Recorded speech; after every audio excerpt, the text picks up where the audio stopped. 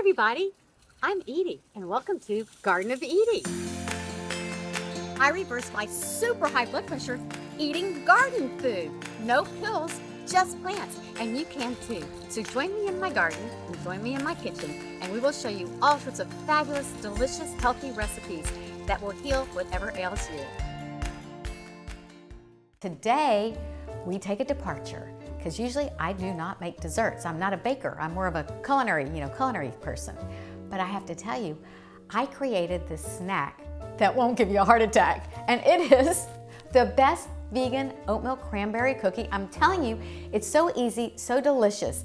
I really worked hard at making this fantastic. I studied all different kinds of recipes, but I wanted mine to be the healthiest and still the most delicious. And here it is, so fast and easy. You get 2 cups of rolled oats, gluten-free, not quick cooking oats.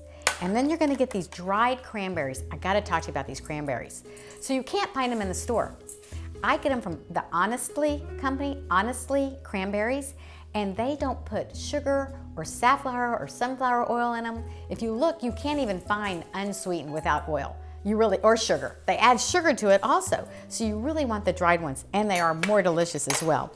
Then we're just putting a half a cup of applesauce, a little bit of baking soda. It's about 2 teaspoons. We're gonna mix all this together, and we're gonna pour in maple syrup.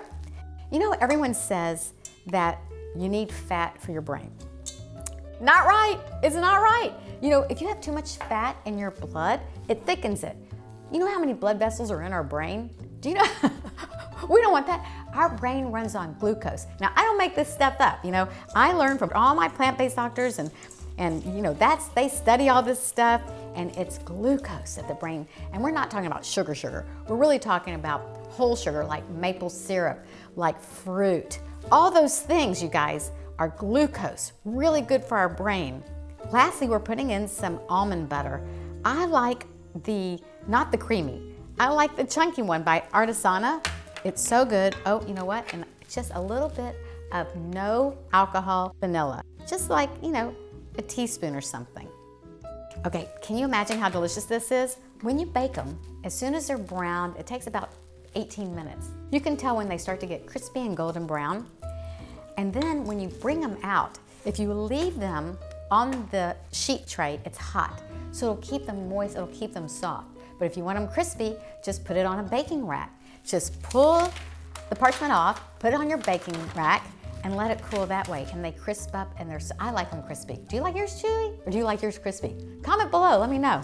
Next step, we gotta use our hands. Let the kids do this, for sure, you guys.